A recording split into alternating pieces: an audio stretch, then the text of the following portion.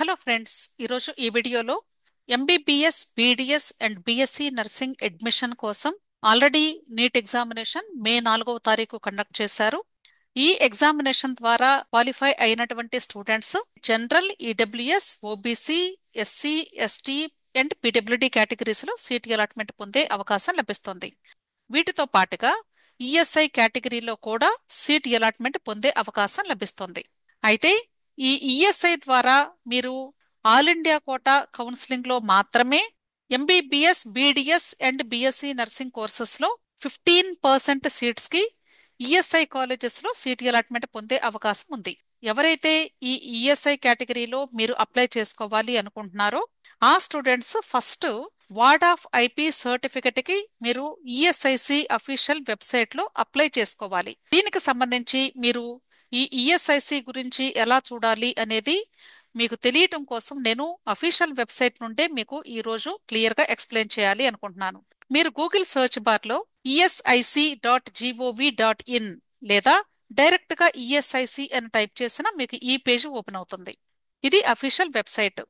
ఇక్కడ different tabs ఉన్నాయి, మీరు చూడొచ్చు. వరుసగా ఈ ఎల్లో కలర్ లో ఉన్నాయి చూడండి. ఇక్కడ మీకు అడ్మిషన్స్ అని ఉంటుంది. ఈ అడ్మిషన్స్ మీద క్లిక్ చేయాలి. ఈ అడ్మిషన్స్ మీద క్లిక్ చేసినప్పుడు మీకు ఈ పేజ్ ఓపెన్ అవుతుంది. అడ్మిషన్స్ క్రింద లిస్ట్ ఆఫ్ నోటిఫికేషన్స్ మీకు కనిపిస్తాయి. ESIC ward of IP certificate కి సంబంధించి మీరు అప్లై చేసుకోవటానికి కూడా నోటిఫికేషన్ రిలీజ్ అయింది. ఈ నోటిఫికేషన్ మీకు మే 2వ తారీఖు రిలీజ్ అయింది. మీరు ఇక్కడ కనిపించేటువంటి నోటిఫికేషన్స్ లో డేట్ వైజ్ గా చూసుకుంటే మీకు ఈజీగా అర్థమవుతుంది. అంటే రీసెంట్ గా రిలీజ్ అయినటువంటి నోటిఫికేషన్స్ ఇవి, పబ్లిష్ డేట్. ఓకే, అలాగే ఎవరు ఈ నోటిఫికేషన్ రిలీజ్ చేశారు అంటే ఈఎస్ఐసి హెడ్ క్వార్టర్స్ న్యూఢిల్లీ వాళ్ళు.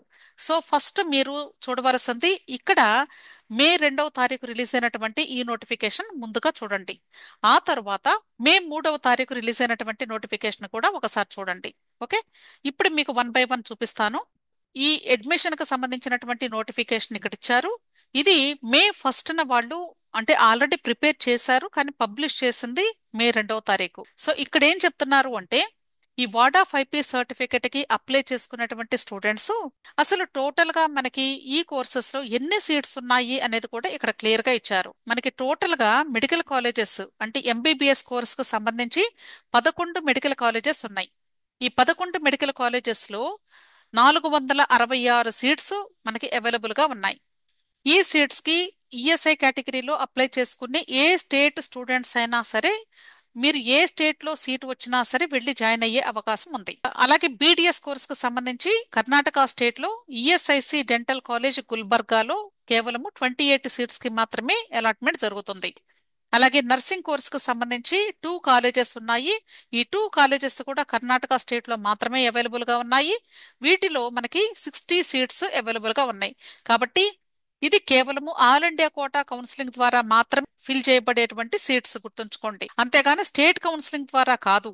అలాగే ఈఎస్ఐ కాలేజెస్ లో ఉన్న సీట్స్ అన్ని కూడా కేవలము ఈఎస్ఐ వాళ్ళకి మాత్రమే ఇవ్వరు. కేవలము అన్ని కాలేజెస్ లో ఉన్నటువంటి సీట్స్ లో 15% సీట్స్ మాత్రమే ఆల్ ఇండియా కోటా ద్వారా ఈఎస్ఐ కోటా స్టూడెంట్స్ కి అలాట్ చేస్తారు. Remaining non ESIC quota students అందరికీ కూడా అలాట్మెంట్ ఇచ్చే అవకాశం ఉంటుంది. అలాగే ఈ ఈఎస్ఐ కాలేజెస్ ఏ యూనివర్సిటీస్ కి అఫిలియేటెడ్ గా ఉన్నాయి అనేది ఇక్కడ లిస్ట్ ఇచ్చారు.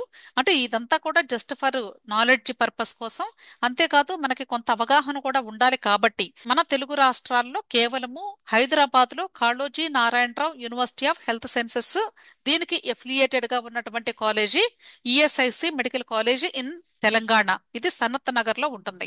అలాగే మిగిలిన కాలేజెస్ కూడా మీరు ఒకసారి చెక్ చేసుకోండి. ఓకే, ఏ ఏ యూనివర్సిటీస్ కి రిలేటెడ్ గా ఉన్నాయి అనేది. అలాగే ఇప్పుడు మీరు ఎలా అప్లై చేయాలి అనేది కూడా ఇక్కడ కంప్లీట్ గా డిస్క్రిప్షన్ ఇచ్చారు. మీకు ఈఎస్ఐసి అఫీషియల్ వెబ్సైట్ లో ward of IP certificate apply చేసుకోవడానికి లింక్ ప్రొవైడ్ చేస్తారు. ఆ లింక్ మీద క్లిక్ చేసి డేటాని ఫిల్ చేయాలి.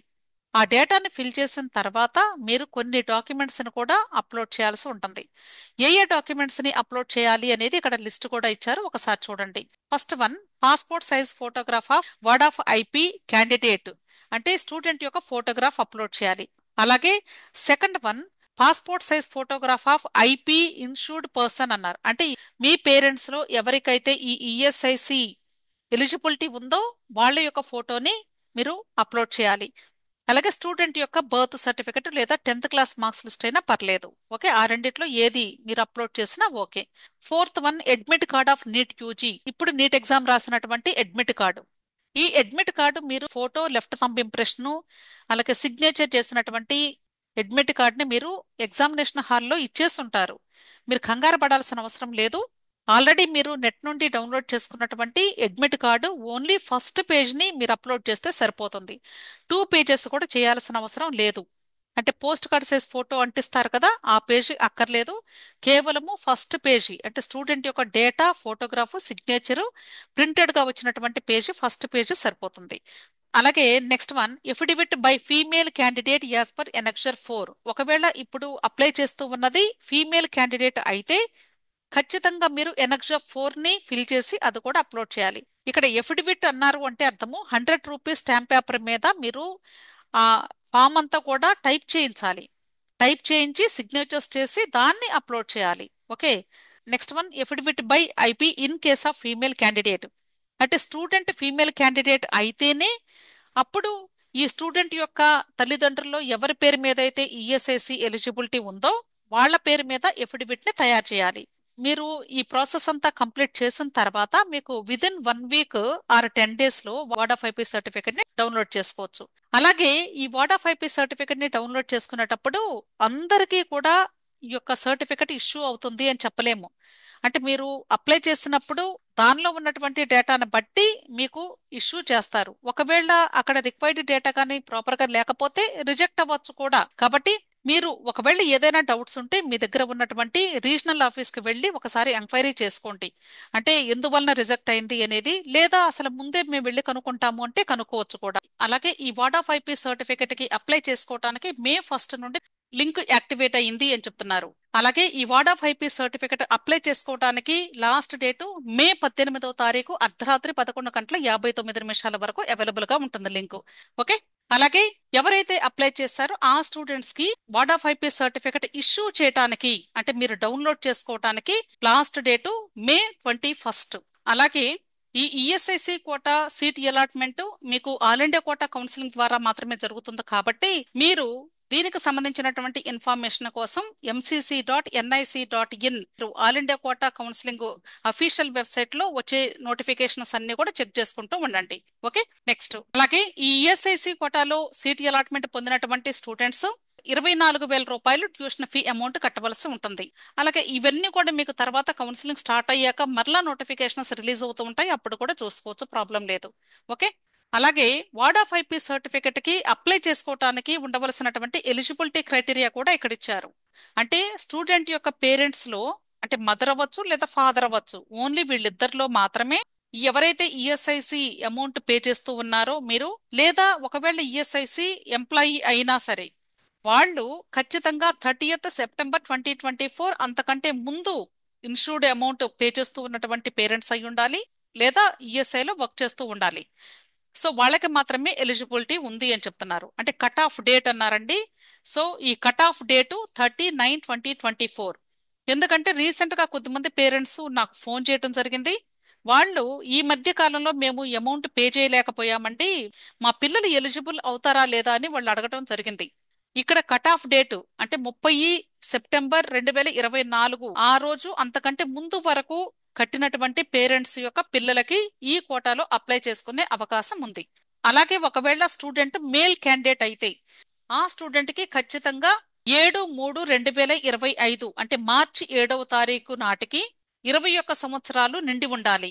అంతకంటే ఎక్కువ వయసు ఉంటే వాళ్ళు అప్లై చేసుకోవటానికి అంటే ఈఎస్ఐసి కోటాలో సీటు పొందటానికి అవకాశం లేదు.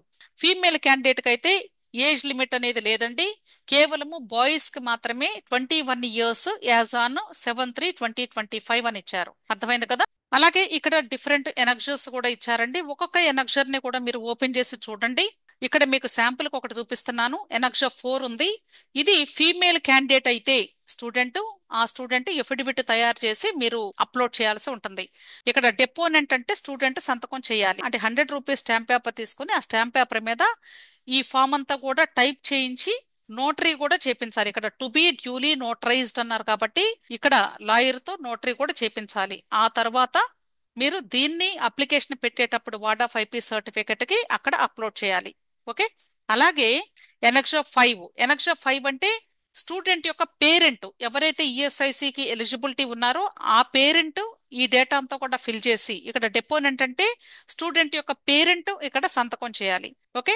ఆ తర్వాత దీన్ని కూడా నోటరీ చేపించి దీన్ని కూడా అప్లోడ్ చేయాలి. అలాగే రిమైనింగ్ ఎనక్షస్ కూడా ఒకసారి చెక్ చేసుకోండి, మీకు వర్తిస్తే అవి యూజ్ చేసుకోండి, లేకపోతే అక్కర్లేదు. ఓకే. నెక్స్ట్ మే 3వ తారీఖు రిలీజ్ అయినటువంటి నోటిఫికేషన్ కూడా ఒకసారి చూద్దాము. ఇది మే 3వ తారీఖున రిలీజ్ అయినటువంటి నోటిఫికేషన్. దీనిలో ఈ వార్డ్ ఆఫ్ ఐపీ సర్టిఫికెట్ కి అప్లై చేసే స్టూడెంట్స్ కు సంబంధించినటువంటి ఇన్ఫర్మేషన్ ఇచ్చారు. అంటే మీకు ఏదైనా డౌట్ ఉంటే కానీ మీకు దగ్గరలో ఉన్నటువంటి రీజనల్ ఆఫీసు లేదా సబ్ రీజనల్ ఆఫీస్ ఉంటుంది, అక్కడికి వెళ్ళి మీరు కనుక్కోండి. అర్థమైంది కదా. అంతేకాదండి, ఇక్కడ no physical copy of the application would be submitted by the candidate at RO SRO అన్నారు. మీరు అంటే రీజనల్ ఆఫీసులో సర్టిఫికెట్స్ ని సబ్మిట్ చేయడానికి లేదు, కేవలము మీరు ఆన్లైన్ పద్ధతిలో మాత్రమే అప్లై చేసుకోవాలి అని చెప్తున్నారు. నెక్స్ట్ ఇక్కడ 15th పాయింట్ లో the certificate to be issued by RO SRO with in 48 hours of the receipt of online application. మీరు ఒకవేళ ఇప్పుడే అప్లై చేశారు అనుకోండి, విత్ ఇన్ 48 అవర్స్ లో కూడా మీరు వార్డ్ ఆఫ్ ఐపీ సర్టిఫికెట్ ని డౌన్లోడ్ చేసుకోవడానికి కూడా అవకాశం ఉంటుంది. అంటే వాళ్ళు మీకు ఇష్యూ చేస్తారు అన్ని వెరిఫై చేసి. అంటే ఒకవేళ నంబర్ ఆఫ్ అప్లికేషన్స్ ఎక్కువైనాయి అనుకోండి, అప్పుడు కొంచెం టైం పడుతుంది. ఏది ఏమైనా 21st మే నాటికి అందరికీ కూడా ఇష్యూ చేస్తారు. ఓకే.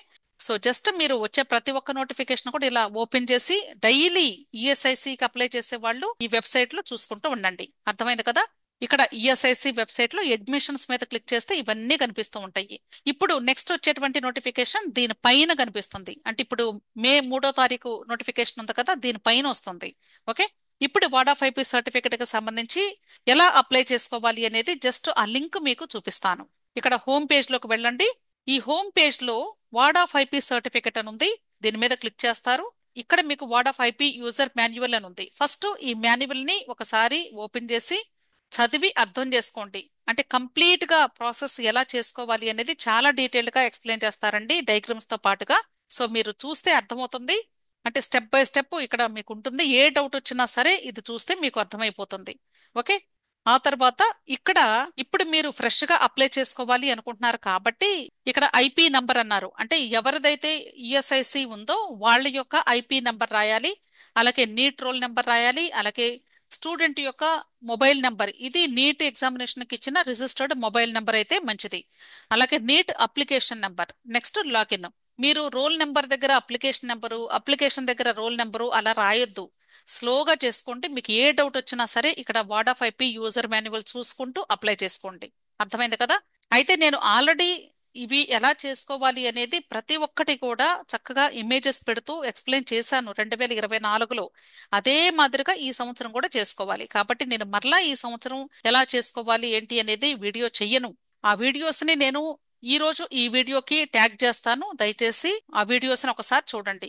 లేదా మీరు ఇక్కడ నా యూట్యూబ్ ఛానల్లో ఇక్కడ మీకు home videos, shorts, live, playlist అని ఉంది. ఈ ప్లేలిస్ట్స్ మీద క్లిక్ చేసినట్లయితే ఇక్కడ మీరు చూడొచ్చండి, నేను అన్ని కేటగరైజ్ చేసి పెడుతూ ఉన్నాను. వీటిలో ఈఎస్ఐసి డేటా ఫర్ నీట్ అని ఉంది.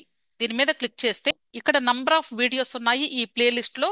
ఇలా నేను వార్డ్ ఆఫ్ ఐపీ సర్టిఫికెట్ ఎలా అప్లై చేసుకోవాలి అనేది చక్కగా డీటెయిల్డ్ గా మీకు ఎక్స్ప్లెయిన్ చేశాను. మీరు ఈ వీడియోని ఒకసారి చూస్తే మీకు ఏ డౌట్ కూడా రాదండి.